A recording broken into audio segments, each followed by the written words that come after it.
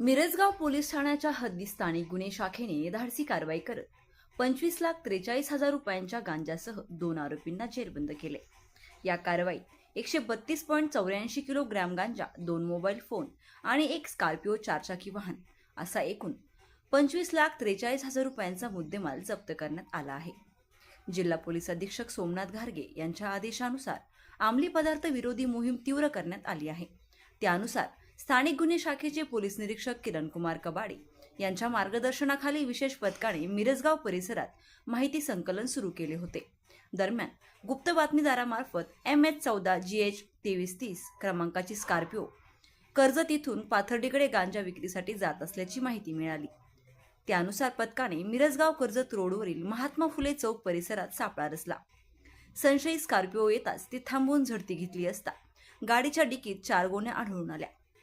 चौकशी दरम्यान त्या गोण्यात गांजा असल्याचे निष्पन्न झाले। ताब्यात घेण्यात आलेल्या आरोपींची नावे गणेश अंकुश कराड व सुखदेव शिवनाथ कदम अशी आहेत। त्यांच्या ताब्यातून 18,18,000 रुपयांचा 132.84 किलो गांजा, 25,000 रुपयांचे 2 मोबाईल आणि 7 लाख रुपयांची स्कॉर्पिओ गाडी असा मुद्देमाल जप्त करण्यात आलाय।